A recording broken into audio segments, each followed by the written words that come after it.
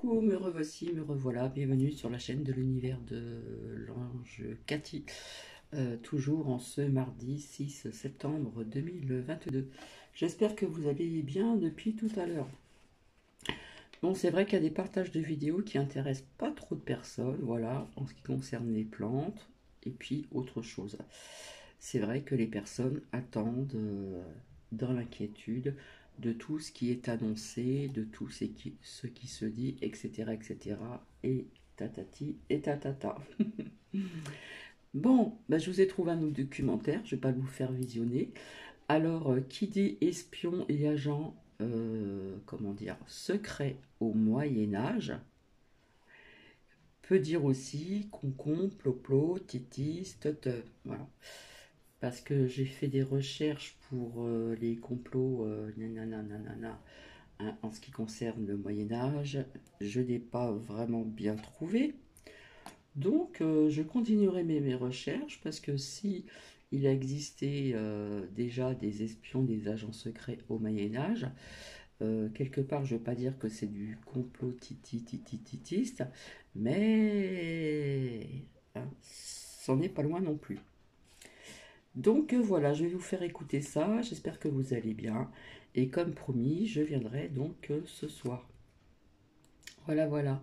Bon, le store est fermé, malgré que je ne vous fais pas visionner ce court documentaire, parce qu'il fait chaud ici. Donc tout fermé, restez au frais.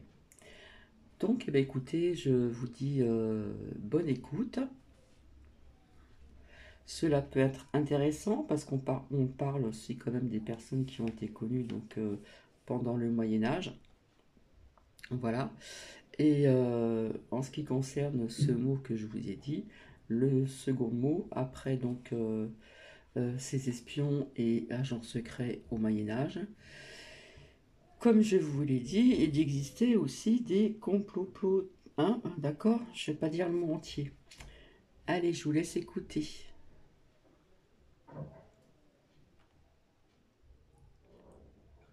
Bon, ça donne pas toujours une image très fidèle du Moyen Âge, mais quand même, quand James Bond défend vaillamment la couronne d'Angleterre et le monde, hein? C'est pas le Moyen Âge. Pourtant, j'ai vu une affiche de film.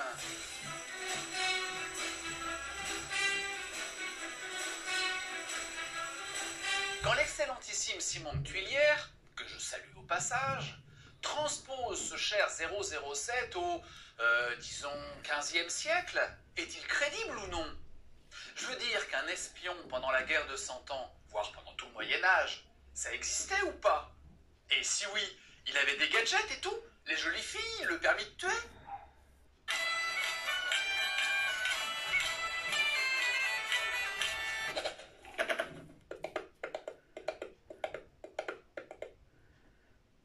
En fait, à la réflexion, je me demande si je ne me suis pas lancé dans une vidéo où il n'y a rien à dire.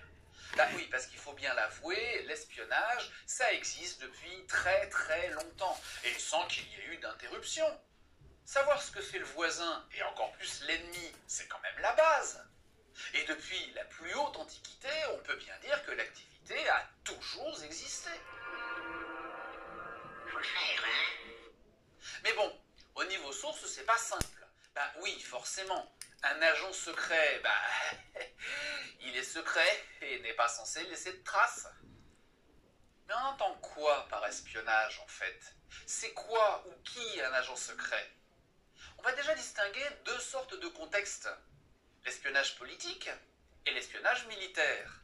Le premier qui concerne aussi bien la gouvernance d'un pays, duché, comté, est également transposable dans le domaine commercial, les guildes, ainsi que dans le domaine religieux, bien sûr. Le deuxième, comme son nom l'indique, concerne la guerre et les activités militaires, qui sont loin d'être absentes au Moyen Âge. Alors concrètement, ça recouvre quoi? Déjà, il faut parler de l'activité du renseignement, la plus importante.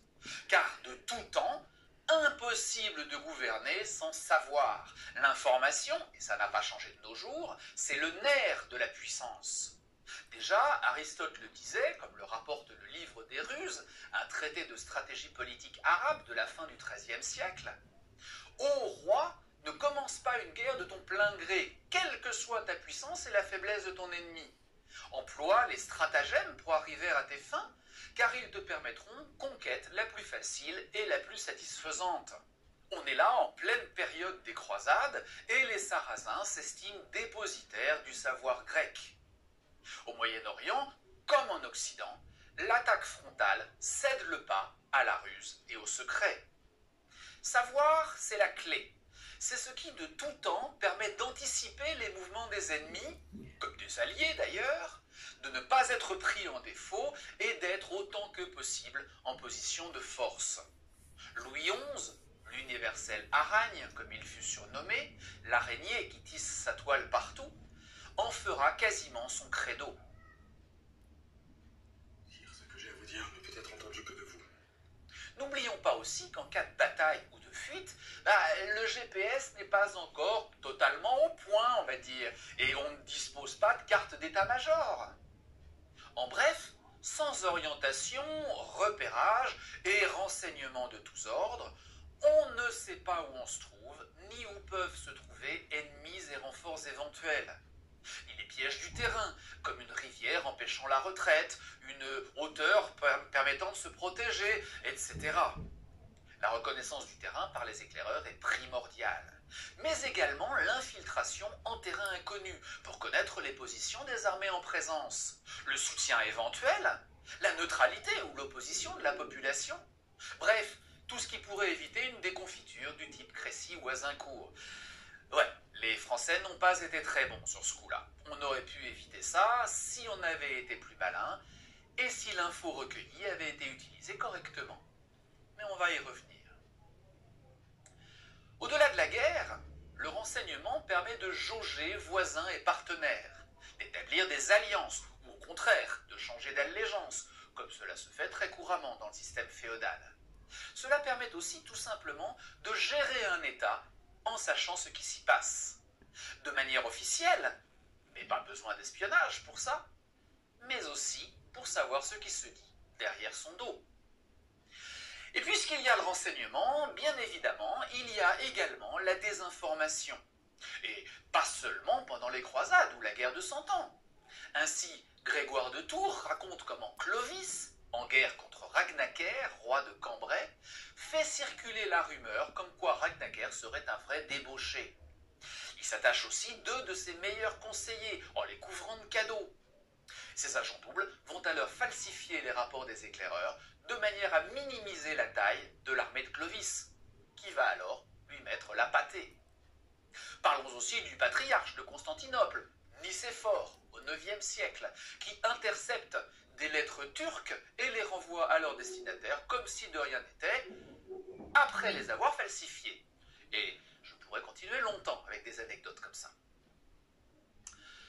Enfin, il y a aussi les opérations spéciales. Coups de main divers, voire tentatives d'assassinat. On pense bien sûr à la secte ismaélite des assassins pendant les croisades. Mais ce n'est pas du tout le seul exemple. En 1123, Baudouin II de Jérusalem envoie un groupe armé déguisé en moine qui s'empare par ruse d'une citadelle à Karpout, dans l'actuelle Turquie, afin de libérer deux seigneurs francs. Et en 1417, le chancelier de Bourgogne, Jean II de Sceaux, tente de faire enlever le bailli de Mâcon, dans une opération digne d'Hollywood. Sauf qu'elle échoue. Ou comme l'enlèvement de Laïr, compagnon de Jeanne d'Arc, par Guy IV de Clermont-Nel en 1437, et bien d'autres opérations qui nous sont racontées dans les chroniques, sans même parler de tous les assassinats du temps des Mérovingiens. Bon alors, qui est-il, notre espion? Une caricature d'agent secret? Homme de haute taille, bâti en athlète, avec de larges épaules musclées, avec l'assurance d'un champion et l'allure d'un prince? Comme dit Josette Bruce, à la Hubert Bonisseur de Labatte, donc, notre OSS 117 national, ancêtre littéraire de James Bond. D'aucuns ont des aventures. Je suis une aventure. Un bête indique de police? Une balance? Un vil traître qui mord la main qui la nourrit? Un assassin, au sens étymologique, c'est-à-dire un fanatique un peu kamikaze gonflé au hashish? Eh bien, on va dire qu'au cours de l'histoire, ça a été un peu tout ça. En fait, au Moyen-Âge, tout le monde peut à un moment ou à un autre être un espion. Tout dépend de son rôle précis. Pour ce qui est de la tâche la plus basique, le transport de messages, mais aussi pour l'observation, on trouve en priorité tous les gens qui ont l'habitude de circuler. Les messagers eux-mêmes, qui peuvent jouer les espions en marge de leur activité officielle, les voyageurs de tout type, avec en particulier les pèlerins. Il y a d'ailleurs une histoire marrante à propos de Philippe de Mézières, un homme parti en pèlerinage à Jérusalem au XIVe siècle et qui rentre chez lui une fois son vœu accompli, non par bateau, mais par la route. Je ne raconte pas le voyage. Et une fois rentré, il écrit son carnet de route en quelque sorte, et l'édite sous le nom de Songe du vieil pèlerin. Jusque-là, rien à dire. On croirait un documentaire du National Geographic. Ouais, sauf que les documentaires à l'époque, ça n'existe pas. Et que son livre, est-ce seulement un carnet de route? Ou un état précis et stratégique de tout ce qu'il a rencontré comme châteaux, défenses, dispositifs militaires et sécuritaires dans tous les royaumes et cités traversés? Quelle était son intention réelle et à qui son ouvrage a-t-il réellement servi? Homme de guerre, au départ, il écrit même dans son ouvrage « Le métier subtil de l'espion est un jeu d'échecs qui sait prendre subtilement mat son adversaire. La 4e règle que doit suivre un chef de guerre est une nécessité pour qui veut la victoire. C'est à savoir que le capitaine doit consacrer le tiers de ses finances dans l'emploi d'espions de toutes sortes, mais loyaux. Si cette règle est suivie à la lettre, les ennemis ne sauront se sauvegarder et ne seront aussi puissants. Alors, le capitaine, avec ses chevaliers, peut espérer une bonne conclusion à sa vaillante entreprise. Alors, Philippe... Donc, désolé, je me suis précipitée, ça a frappé à la porte. J'ai entendu toc, toc, toc, tout doucement. Et je me suis levée, et puis finalement, il y a quelque chose qui est tombé. Quelque chose qui aurait pu se casser, et qui est tombé sur un petit tapis gris juste à côté. Donc, voilà. Donc, désolé, hop, je remets.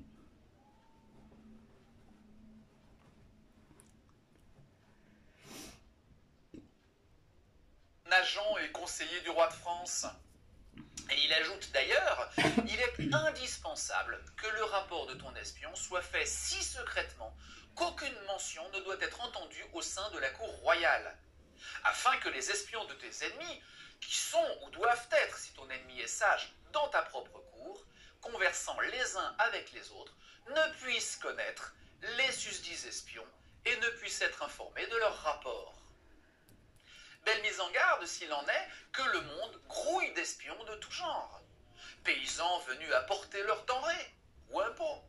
Artisans, serviteurs, bien sûr, ces hommes et femmes invisibles qui ne comptent pas plus qu'un meuble, mais qui ont des oreilles. Ah, vous avez la manière, pour sûr. Mais le roi vous fera pas confiance. Il compte que sur des gens du peuple, des gens comme moi.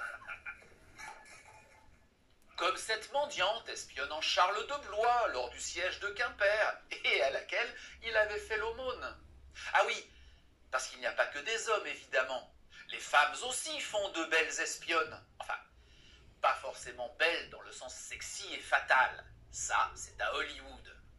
N'oublions pas que l'Église voit quand même d'un sale œil les coucheries en tout genre et la séduction tous azimuts.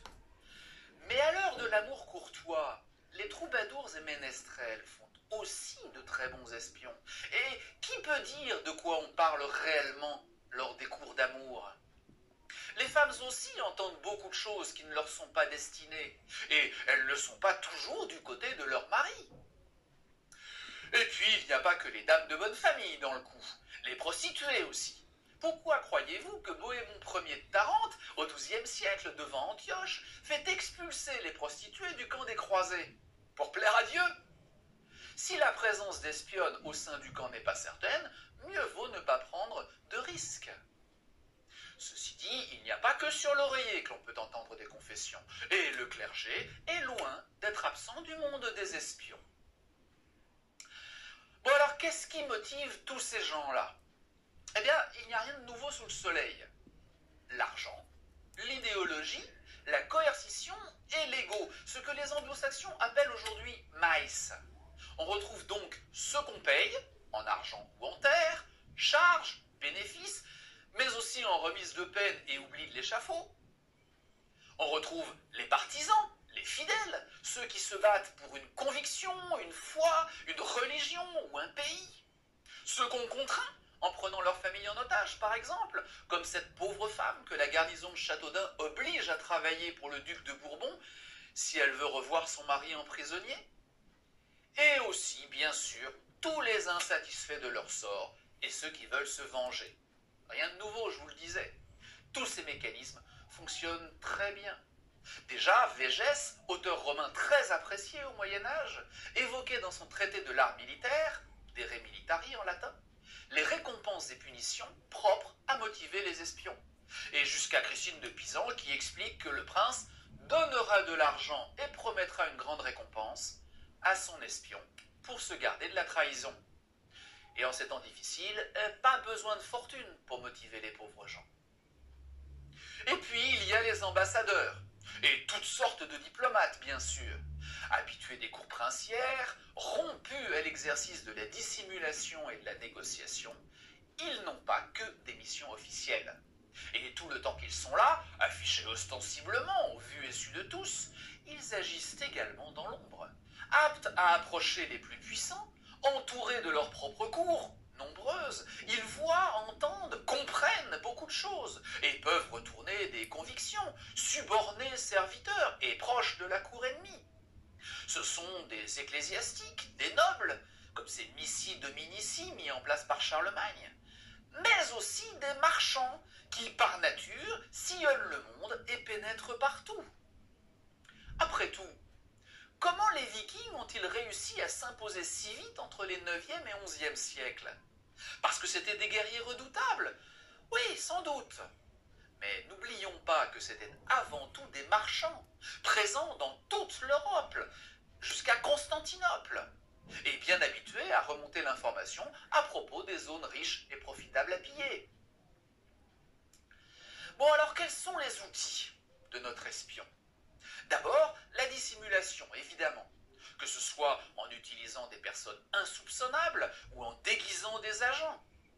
Froissart raconte comment Gaston III Phébus, comte de Béarn, avait un service de renseignement tellement bien organisé, je cite, qu'on ne fait rien dans ce pays ou ailleurs sans qu'il ne le sache tout de suite et même quand on s'en garde le mieux. À tel point qu'il devait employer un génie comme espion qu'il recevait de nuit. Et quand le comte lui aurait demandé s'il pouvait connaître son apparence, le génie aurait répondu « Vous n'en avez que faire de savoir. Il suffise que vous m'entendiez et que je vous apporte de vraies nouvelles. » Nombreux sont donc ceux qui se déguisent. On en a de très nombreux exemples, et cela arrive même au seigneur, voire au roi, à l'instar de Louis XI, qui, dit-on, aimait se mêler au peuple en s'habillant de manière très ordinaire, pour entendre ce qui se disait dans la rue. Et puis le renseignement, bien sûr, utilise de nombreux messagers qui véhiculent l'information secrète. Celle-ci, bien évidemment, ne doit pas tomber entre les mains ennemies. Mais comment faire? C'est vrai, peu nombreux sont ceux qui savent lire, mais on ne peut pas miser là-dessus. Alors différentes techniques sont utilisées. Le par cœur d'abord. Comme dit Eginhard au IXe siècle, à mon avis, un homme fidèle est encore plus sûr qu'une lettre, car tout le monde sait qu'une lettre, si elle échappe à celui qui la porte, divulgue aussitôt tout ce qu'elle renferme, tandis qu'un messager fidèle résiste à la torture même, plutôt que de trahir ce qui lui est confié. Bon, ça n'empêche pas les lettres de circuler, évidemment, comme ces petites cedulae inclusae ou cedulae incertae, des petites feuilles volantes insérées dans les courriers officiels, mais qu'on peut détruire facilement en cas d'urgence. Et on peut compter aussi sur le développement des codes secrets. Entre le 9e et le 11e siècle, on crypte les voyelles en les remplaçant par les consonnes immédiatement successives. Au XIe siècle, le pape Sylvestre II emploie un alphabet basé sur les notes tyrrhoniennes, une sorte de sténo qu'aurait inventé le secrétaire de Cicéron. Et à partir du XIIIe, apparaissent des algorithmes de chiffrement plus ou moins élaborés. En 1466, apparaît même en Italie le premier véritable traité de cryptographie, De Componendis Cifris, d'un certain Battista Alberti. Enfin, bien sûr, pas d'espion sans gadget. Oh, ne rêvez pas, ce n'est pas encore Q et ses délires. Mais on trouve bien mention de caches secrètes, double fond, bâtons de pèlerins creux, ainsi que d'objets bizarres comme ces échelles et engins étranges du Bellifortis de Conrad Kaiser vers 1402.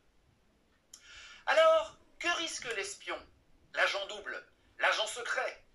En fait, c'est plus compliqué qu'aujourd'hui. Bien sûr, l'accusation de haute trahison existe. S'apparentant à un crime de lèse-majesté, elle est punie extrêmement durement. De mort, bien sûr, mais aussi de tortures diverses, pré- et post-mortem. C'est qu'il faut dissuader quiconque de suivre le même chemin, évidemment. En temps de guerre, notamment, un espion peut très facilement être renvoyé chez son maître en pièces détachées. Mais en fait, à l'époque féodale, le changement d'allégeance est en quelque sorte normal et ne fait pas d'un individu un traître. Un chevalier qui quitte son seigneur pour un autre et qui donc met à sa disposition ses connaissances et son réseau ne commet pas d'acte de traîtrise. Qui est le chef du complot? Louis d'Orléans. Il pourra même retourner... Vous avez entendu? Qui est le chef du complot?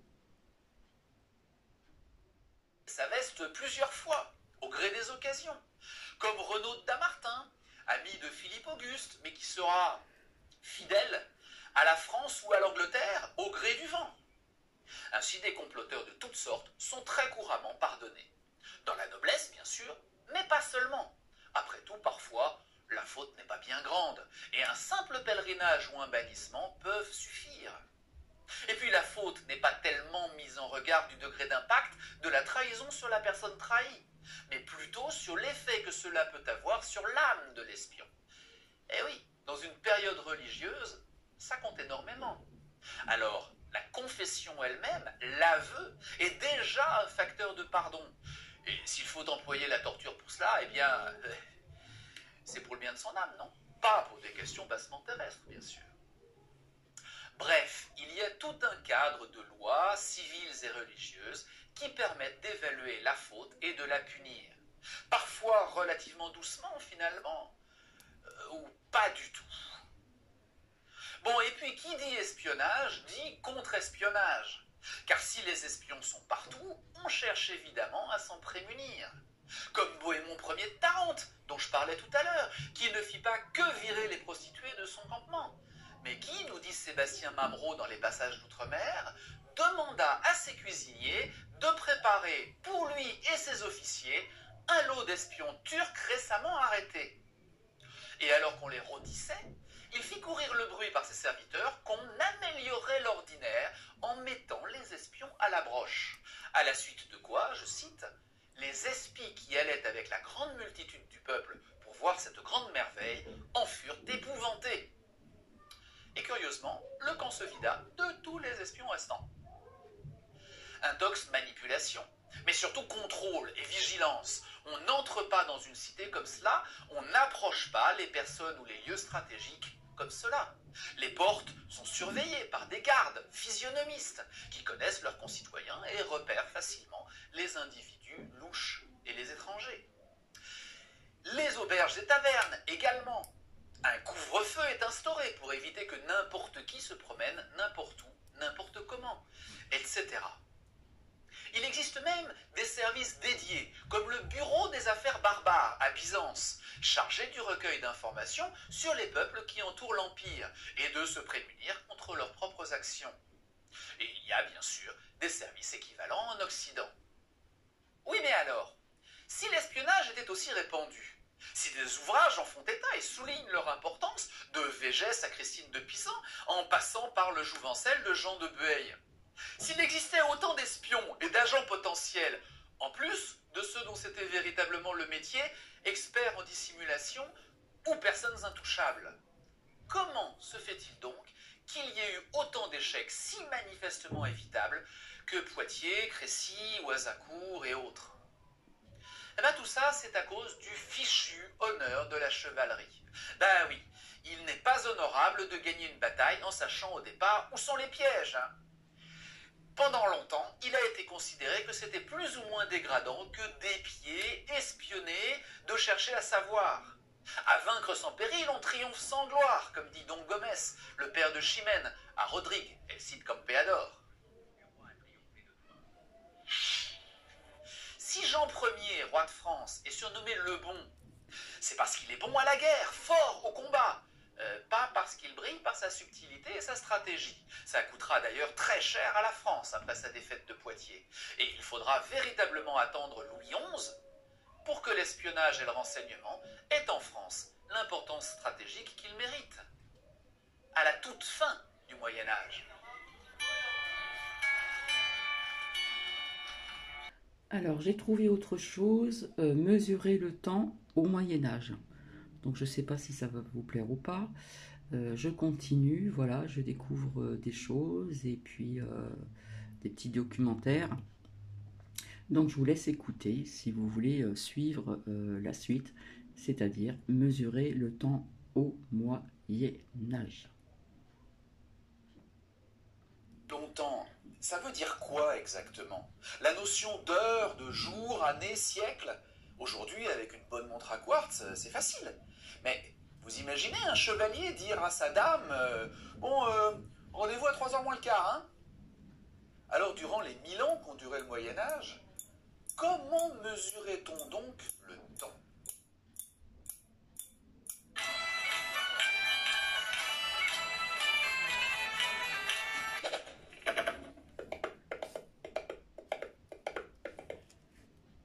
Depuis l'aube de l'humanité, depuis que le singe est descendu de l'arbre en quelque sorte, l'homme cherche à comprendre le temps, à se repérer dans son écoulement, voire à le domestiquer. Dans les sociétés agricoles, évidemment, il est primordial de le gérer au mieux si on ne veut pas mourir de faim. Se positionner dans le temps qui passe, connaître les saisons donc, est le moyen de savoir quand semer ou récolter les fruits, quand le gibier est de passage, et ce depuis toujours.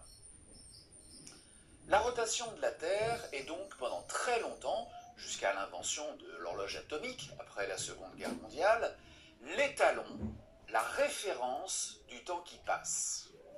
Aujourd'hui, on a constaté que cette rotation n'était pas si régulière que ça, et on se réfère donc à la résonance d'atomes de césium interagissant avec une onde électromagnétique appropriée, dans des fontaines à atomes froids. Oui, bon, d'accord, passons. À quoi cela sert-il donc vraiment de savoir l'heure qu'il est? Eh bien, pour être franc, pour la plupart des gens pendant le Moyen-Âge, à pas grand-chose. Enfin, c'est un peu compliqué. Je passe vite sur le décompte des années, qui sert plus ou moins bien depuis les Grecs, dans tout ce qui est administratif. Et sur les saisons importantes. Désolé, ça mouline. Ça mouline, ça mouline, ça mouline, ça mouline.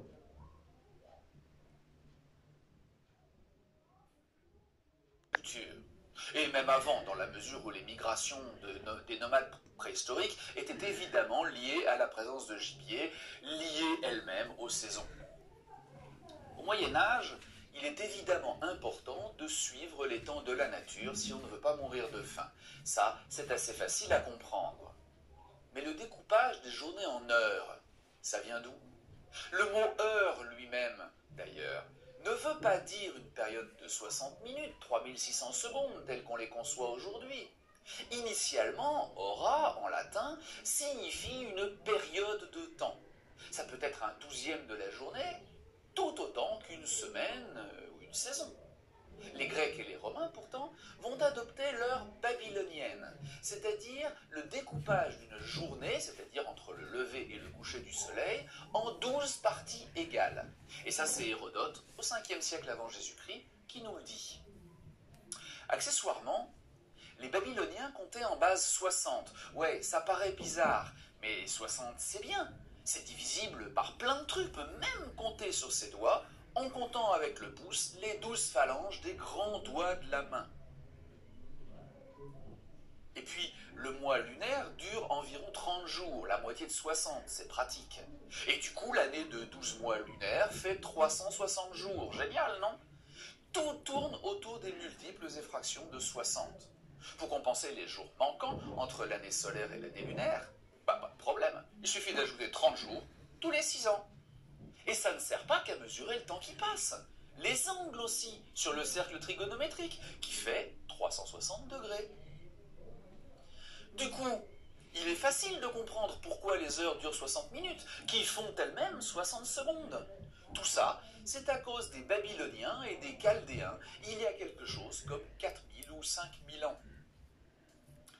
Bon, ceci dit, vous n'êtes pas sans avoir remarqué que les jours de l'année, si on se réfère à l'intervalle entre le lever et le coucher du soleil, eh ben, ils ne durent pas tous le même temps. Et en plus, ça varie selon la latitude, évidemment. À Rome ou à Cologne, la durée du jour d'une même journée n'est pas la même. Vous me suivez? En raison de l'inclinaison de la Terre, plus on se rapproche de l'équateur, plus la durée du jour se rapproche de celle de la nuit. Et dans l'hémisphère nord, plus on va vers le nord, justement, plus l'écart devient important.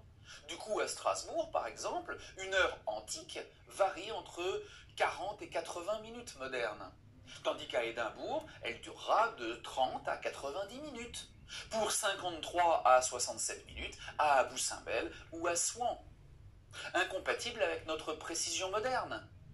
Mais ça ne pose pas vraiment de problème jusqu'au XIVe siècle environ. Bon, je reviens au Moyen-Âge, et j'arrête de vous embêter avec des notions abstraites. Au départ, ces heures, de toute façon, ne sont réellement utilisées qu'astronomes essentiellement pour leurs observations du ciel, les philosophes parfois, et bien sûr les religieux. La Bible, d'ailleurs, dans l'évangile de saint Matthieu, fait référence aux ouvriers de la 11e heure, ceux qui ne sont embauchés qu'en toute fin de journée et qui ne travaillent qu'une seule heure. Ça montre bien que ce découpage est vraiment ancien. Toujours est-il qu'il est aussi mentionné dans le psaume 168 toute une série de préceptes à suivre pour qui veut marcher dans les pas de Dieu. Je ne vous le récite pas, je ne suis pas sûr que ça vous passionne. Mais saint Benoît de Nursie, lui, quand il va rédiger sa règle monastique au VIe siècle, va bien s'en inspirer, en particulier pour organiser la prière des moines. Nous ferons comme l'a dit le prophète, 7 fois le jour j'ai chanté tes louanges.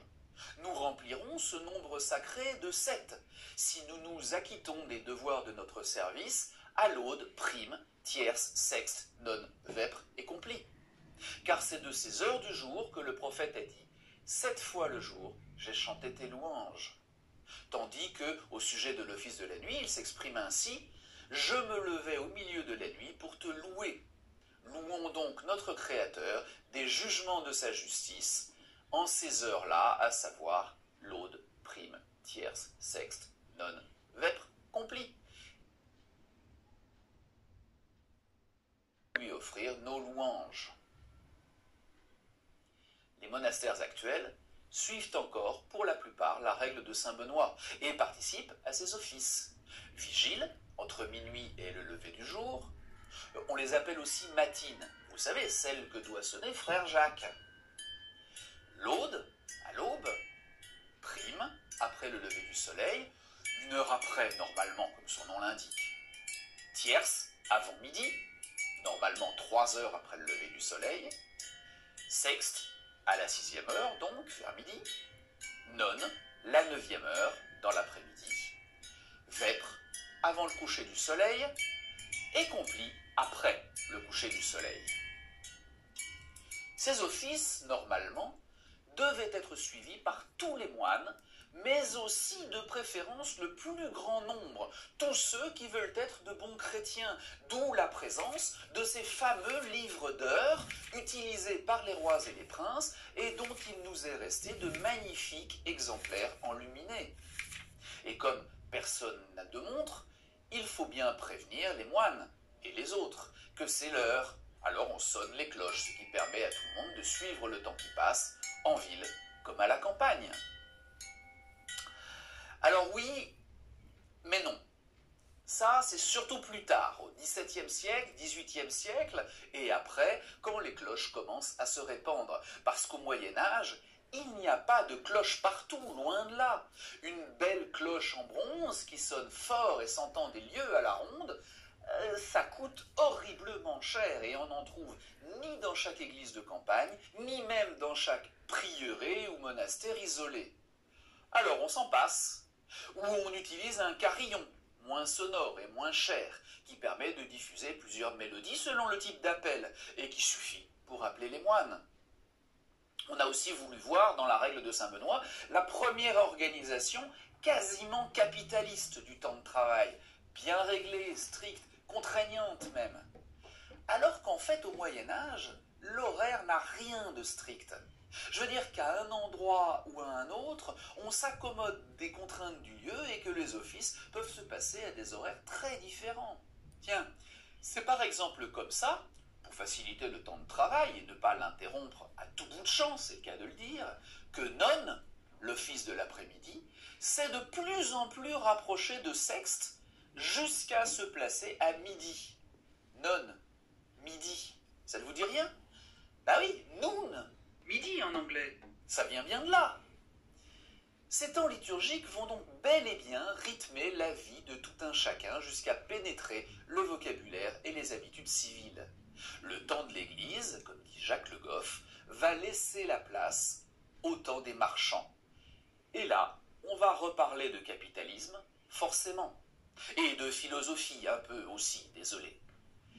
Pour l'Église, le temps n'appartient qu'à Dieu. Il est question d'éternité, qui est le propre de Dieu, et de fin du monde terrestre, d'Apocalypse, qui est datable et très concrètement humaine, même si on ne sait pas quand ça se passera. À partir de là, le temps de la société tout entière est orienté vers les temps donnés par Dieu. Et quant au XIIe siècle, Othon de Freising, l'un des grands théoriciens de l'histoire de l'époque médiévale, et accessoirement oncle de Frédéric Barberousse, parle de ces chroniques, il écrit à partir de ce temps-là, c'est-à-dire depuis l'édit de Constantin en 313 qui autorise la religion chrétienne, étant donné que non seulement tous les hommes, mais même les empereurs, à quelques exceptions près, furent catholiques, il me semble que j'ai écrit l'histoire non de deux cités, mais pour ainsi dire d'une seule, que je nomme l'Église. Et l'Église rejette le temps des marchands, qui l'utilisent pour le profit, que ce soit dans les prêts à intérêt, la spéculation sur les denrées, les délais de livraison qui font et défont les bénéfices.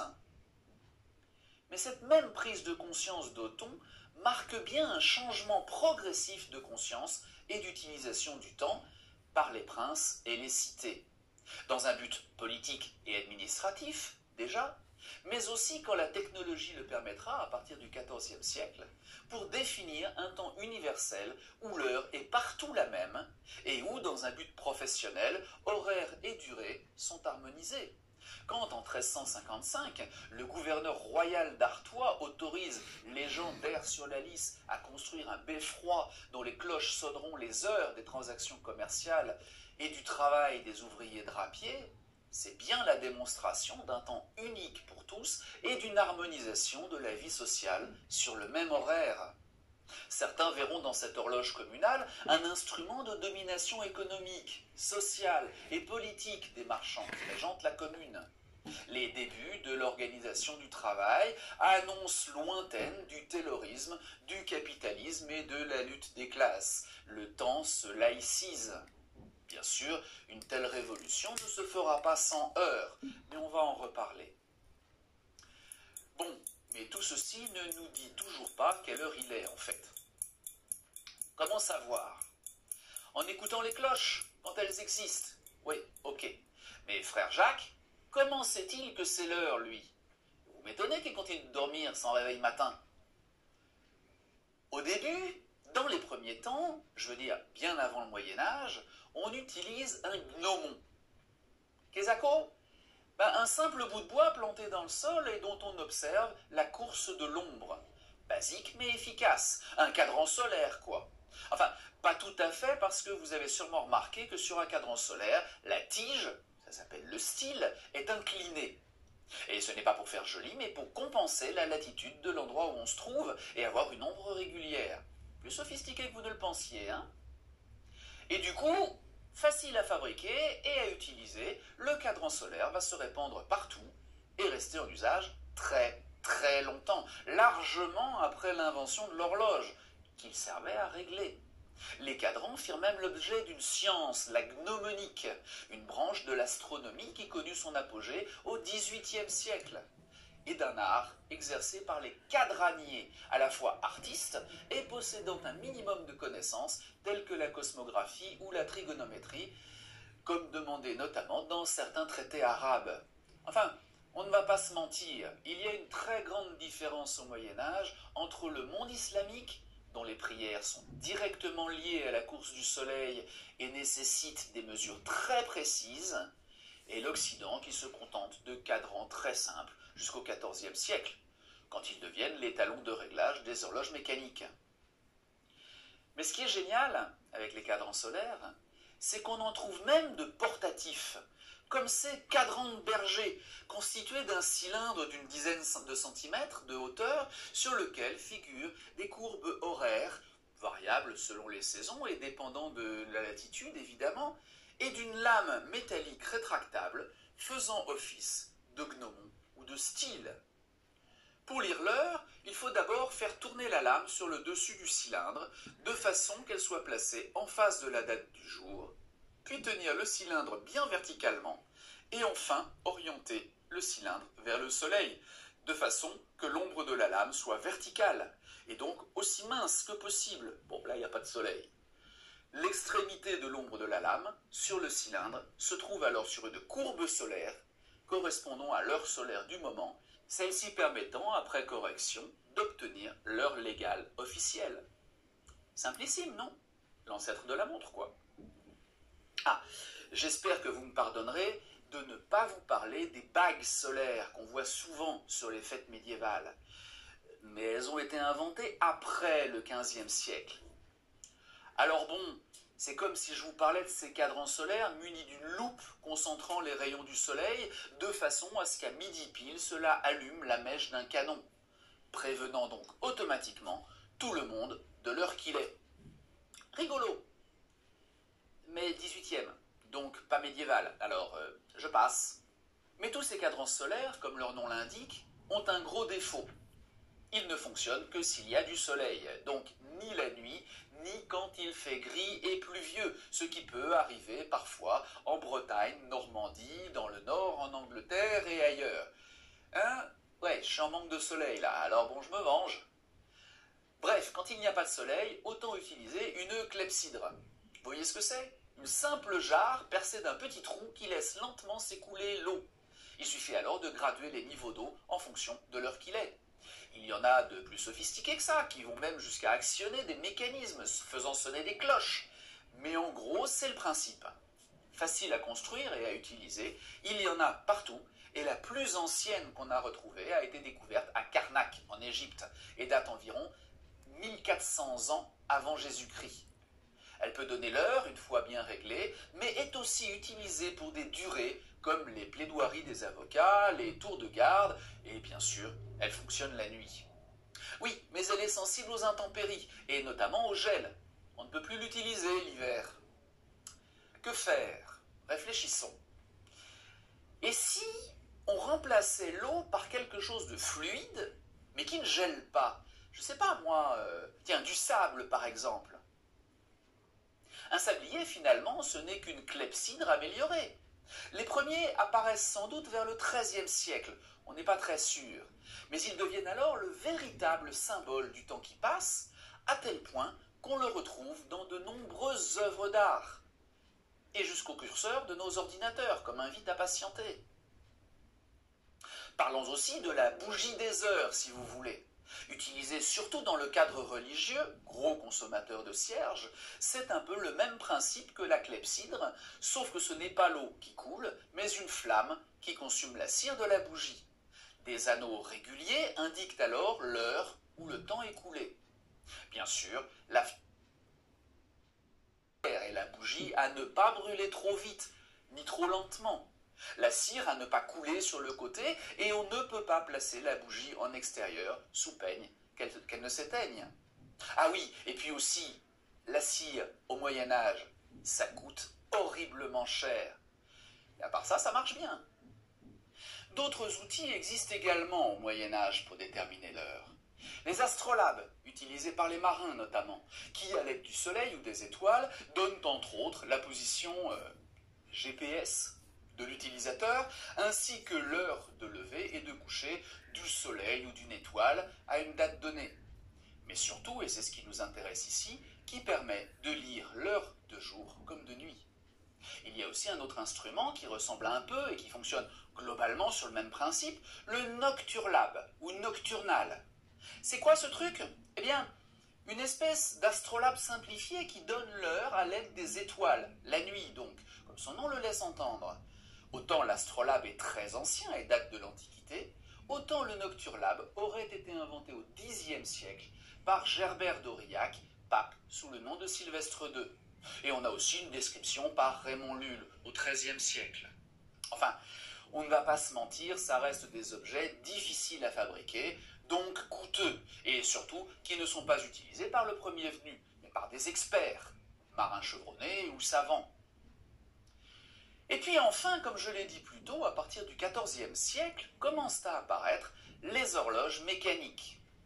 Les premières n'ont a priori pas de cadran, c'est juste un mécanisme permettant d'actionner cloches et carillons. C'est pour ça en fait qu'on les trouve sur les clochers. Oh, elles ne sont pas très précises au début. On peut avoir un décalage jusqu'à 1 heure par jour, ce qui nécessite de les remettre à l'heure très régulièrement à l'aide d'un cadran solaire qui, lui, ne peut pas se dérégler. Mais il faut bien comprendre que c'est une véritable révolution, parce que la mesure du temps devient civile et non plus religieuse, comme je l'ai dit, mais aussi parce qu'on adopte des heures de 60 minutes. Enfin, pour ce qui est des minutes, il faudra réellement attendre le XVIIe siècle pour s'en préoccuper, et les horloges à balancier de Christian Huygens. Les premières horloges à cadran n'ont donc qu'une seule aiguille et n'indiquent que les heures. Mais il n'empêche que ce système va rencontrer beaucoup de résistance. Charles V a... Bon, je vais arrêter ici parce que ça fait déjà 47 minutes, 03, 04, 05. Voilà. Alors, c'est mesurer le temps au Moyen-Âge. Donc, il y a des choses qui étaient très intéressantes parce que je ne connaissais pas toutes ces petites choses comme ça pour les bergers, etc., etc. Tout ce que vous avez entendu. Voilà. Je vous dis à plus tard. Je vous embrasse et à tout à l'heure. Bisous, bisous.